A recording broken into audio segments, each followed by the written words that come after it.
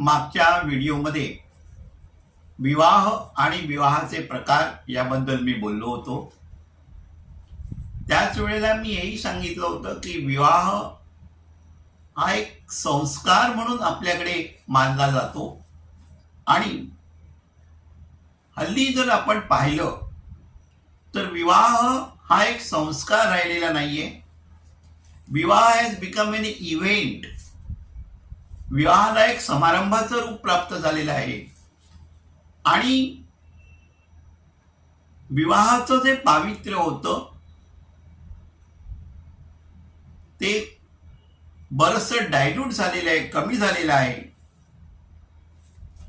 आज लग्न होऊन थोडेच दिवसात आमचं पटत नाही म्हणून डायव्हर्स घेणाऱ्यांच्या संख्येमध्ये लक्षणीय लक्षात येण्या एवढी वाढ झालेली आहे. घटस्फोट झाल्यानंतर पुन्हा विवाह होतो. काही जण उशिरा लग्न करतात. आज असाही ट्रेंड आहे की आपण एकटे राहावं, सिंगल राहावं, अशांची संख्या बरीच वाढलेली आहे.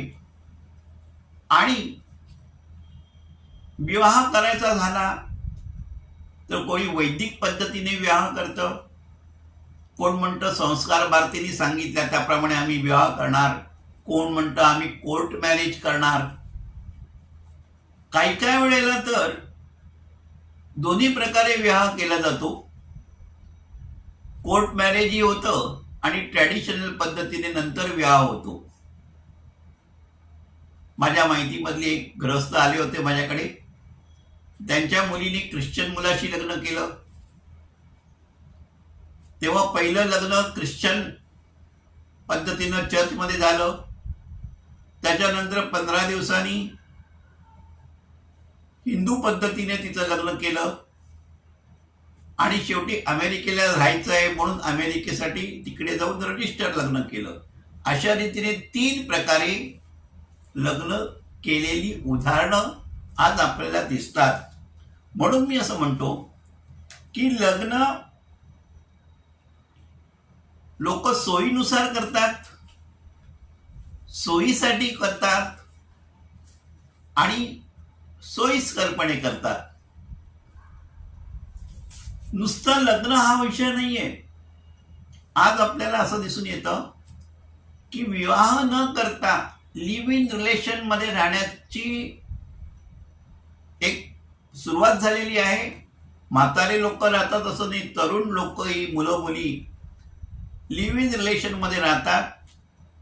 जबाबदारी नको, विवाह नको, बंधन नको, अशा ह्या ज्या गोष्टी समाजामध्ये घडतायत त्याच्याकडे ज्योतिषाने डोळसपणे पाहण्याची आवश्यकता आहे. ज्योतिषी, फलज्योतिषशास्त्राचा जो अभ्यासक आहे त्याने या गोष्टीचा अभ्यास करणं आवश्यक आहे. आणि जर ज्योतिषी डोळस नसेल तर मग हे असंच चालू राहणार. कोणी येतं, काही सांगतं, काही करतं. माझ्या पाण्यामध्ये असे कुटुंब आहे. त्यांना कोणीतरी ज्योतिषांनी सांगितलं की मुलीला मंगळ दोष आहे. मंगळ दोष आहे म्हणजे मग नवरा मरणार, ती विधवा होणार, तिला वैधव्य येणार. म्हणून तिचं झाडाशी लग्न लावून दिलं आणि मग झाड मारून टाकलं म्हणजे तिचा वैधव्याचा योग नलिफाय झाला. आता मग नॉर्मल लग्न करून द्या. अशा प्रकारे काहीतरी उपाय सुचवले जातात. लोक ते करतात, आपली बुद्धी घाण ठेवतात. म्हणजे ज्योतिषांनी सांगितलं, यमक्यांनी सांगितलं, तमक्यांनी सांगितलं. माझा इतक्या वर्षाच्या ज्योतिषशास्त्राचा अभ्यासाच्या मधून मी एवढं ठामपणे म्हणू शकतो. लोकांना मी मार्गदर्शन करताना हेच सांगतो की काय शास्त्र आहे ते जाणून घ्या, ते समजून घ्या, त्याच्यातला सिद्धांत समजून घ्या, त्याच्यातला तर्कशास्त्र समजून घ्या, त्याच्यातलं शास्त्र काय आहे, विज्ञान काय आहे ते समजून घ्या. आणि तुमच्या बुद्धीला पटलं तर तुम्ही त्याप्रमाणे जा. कुठले तरी असे उपचार करून स्वतःला फसवू नका. आणि या शास्त्राची अशी जी हेंडसाळ ज्योतिषांच्याकडून होते ती पाहून मला खूप दुःख होतं. परवा माझ्याकडे एक कुटुंब आलं होतं. मुलगा, मुलाचे वडील, आई आणि होणाऱ्या मुलीचे वडील अशी 5 जण आली होती. कन्सल्टेशनसाठी आली होती. त्यांनी सांगितलं, त्यांचा प्रॉब्लेम काय तो आधी सांगितला. मुलानं आणि मुलीनं लग्न करायचं ठरवलेलं आहे. लहानपणापासून ती एकमेकांना ओळखत होती. त्या ओळखीचं प्रेमामध्ये रूपांतर झालं. गेली 1.5 वर्ष ते एकमेकांबरोबर फिरतायत. बाकी सगळं ठीक आहे. घराणं चांगलं आहे, कम्पॅटेबल आहे, कोणाचा विवाहाला विरोध नव्हता. पण एक दिवस मुलीची आई त्या मुलाच्या घरी आली आणि म्हणाली, अहो, आमचं गोत्र आणि तुमचं गोत्र एकच आहे, सगोत्र आहे, मग विवाह कसा करायचा. आणि इथून प्रॉब्लेमला सुरुवात झाली.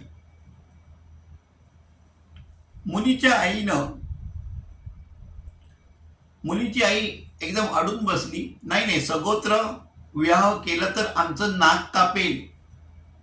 आता याच्यात नाक कापण्याचा काय प्रकार होता मला माहिती नाही. मी ऐकत होतो तेव्हा वडील काकुळतीला येऊन मला म्हणाले की आम्ही तुमच्याकडे आलेलो आहोत, आम्हाला काहीतरी मार्ग सुचवा. मी त्यांना एकच म्हटलं, तुमच्या मुलीनं प्रेम करताना नक्षत्र बघितलं होतं का? मुलाची रास बघितली होती का? मुलाचं गोत्र बघितलं होतं का? तुम्ही तिला तसं सांगितलं होतं का, बाबा हे असं बघ आणि मग प्रेम कर? ते म्हणाले, तसं काही नाही, आम्ही असं काही सांगितलं नव्हतं, पण आम्हाला विधिवत लग्न व्हायला पाहिजे आणि गोत्राची अडचण आहे. आम्ही एका गुरुजींकडे गेलो होतो. त्यांनी आम्हाला सांगितलं, तुम्ही तुमची मुलगी कोणाला तरी दत्तक द्या. ती मुलगी त्या घरी दत्तक गेली की ते गोत्र तिला लागू होईल आणि मग या मुलाशी लग्न करायला हरकत नाही. ते कन्यादान करतील, मग सगोत्र विवाह होणार नाही. मी कपाळाला हात लावला. मनातल्या मनात म्हटलं, आता यांना काय बोलावं. ते मला म्हणाले, जे दत्तक घेतील ते प्रवर होतील. अहो, तुम्हाला हे ज्ञान कोणी दिलं? नाही म्हणे, आमच्या गुरुजींनी दिलं.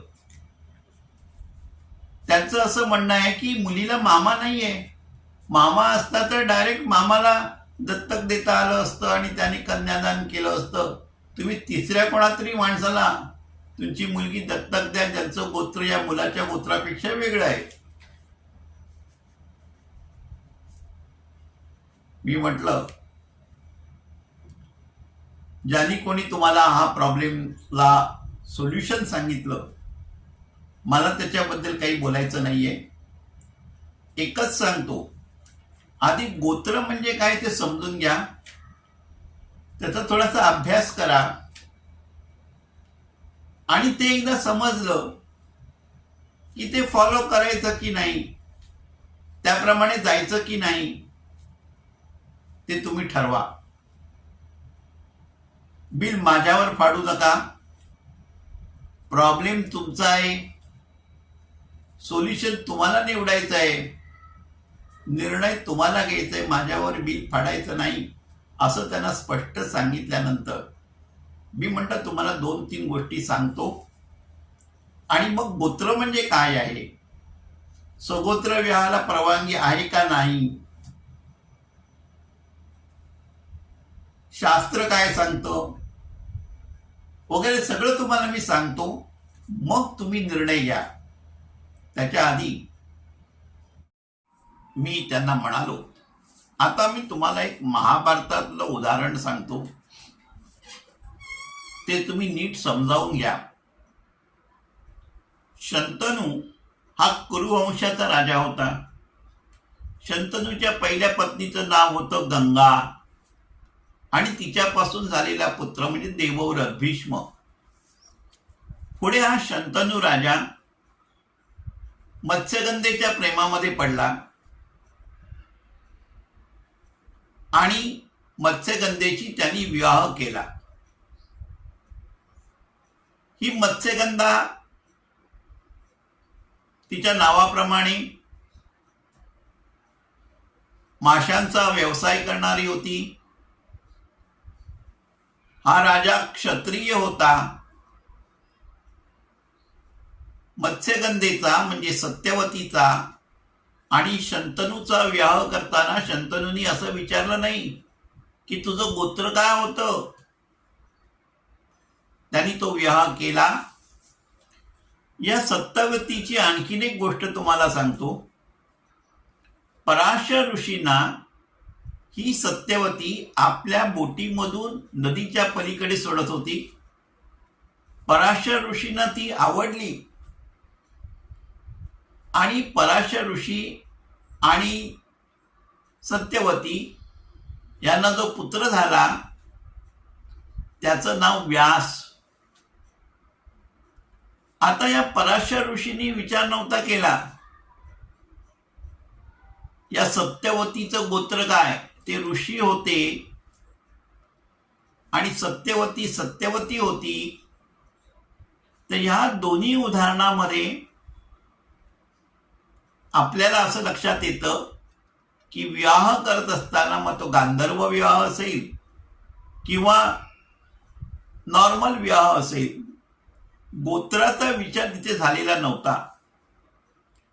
आणि या राजा शंतनूच्या कुरुवंशावरून या भरतभूमीला भारत हे नाव पडलेलं आहे.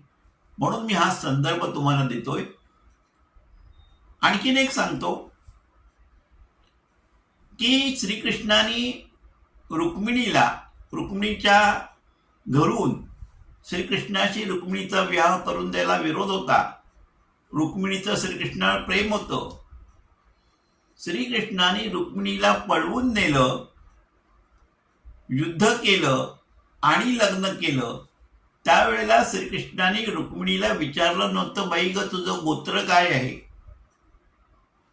आणि असंच एक उदाहरण महाभारतातलंच मी तुम्हाला सांगतो. अर्जुनाने सुभद्रेशी लग्न केलं. नात्यामध्ये कृष्णाची आत्या म्हणजे कुंती आणि सुभद्रा ही कृष्णाची बहीण. बलरामाचा विरोध होता.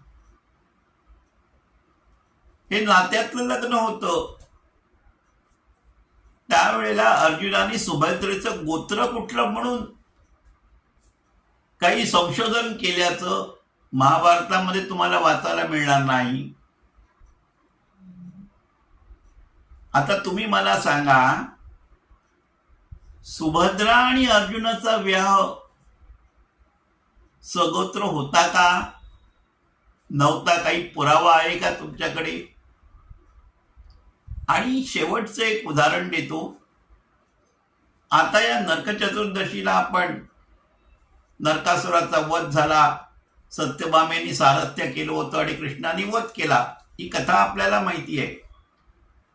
त्या नरकासुराचा वध करत असताना नरकासुराने बंदिस्त ठेवलेल्या 16,108 स्त्रिया या त्यांच्याशी कोणी लग्न करायला तयार नव्हतं. त्यांना कोणी मान सन्मान द्यायला तयार नव्हता.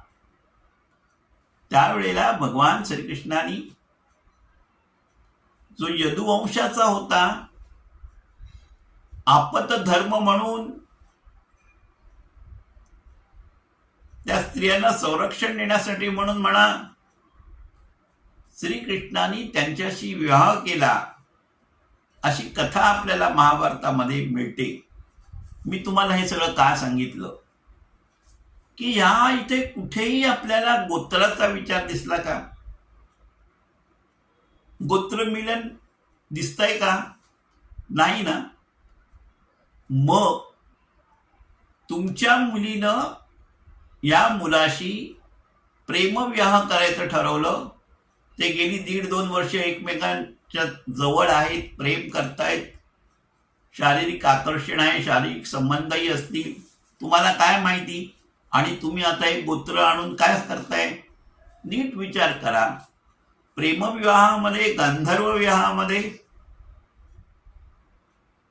गोत्र ही संकल्पना आणून तुम्ही अकारण गोंधळ माजवता. तुम्ही माझ्याकडे आलात, माझं कर्तव्य आहे की तुम्हाला सांगावं गोत्र म्हणजे काय, गोत्रांचा उगम कुठून झाला, आजच्या मितीला गोत्रांना किती महत्व द्यायचं, हे सगळं मी तुम्हाला सांगणार आहे. हे सांगत असताना मी अनेक धार्मिक ग्रंथांचा आधार तुम्हाला देणार आहे, ज्योतिषशास्त्राचा आधार देणार आहे, आणि आजच्या मितीला अपुऱ्या ज्ञानाच्या अभावी सगोत्र विवाह आम्ही करणार नाही, आमचा विरोध आहे, आमचं नाक कापलं जातं, अशा खुळचट कल्पनांना जवळ करू नका. तुमचं ऐकून या दोघांनी विवाह करायचं नाही ठरवलं आणि तुम्ही त्यांचा विवाह करून दिला दुसऱ्या कोणाशी, तर त्यांचा संसार सुखाचा होईल याची तुम्ही गॅरंटी देऊ शकताय का? याची तुम्हाला तरी खात्री आहे का? मग त्या 2 प्रेमी जीवांच्या मध्ये लुडबुडण्याचा तुम्हाला काही अधिकार नाही.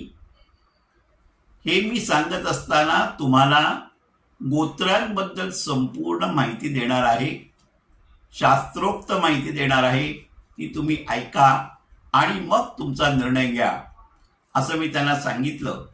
आणि या 3ऱ्या भागामध्ये मी तुम्हाला गोत्राची शास्त्रोक्त माहिती देणार आहे. तोपर्यंत नमस्कार.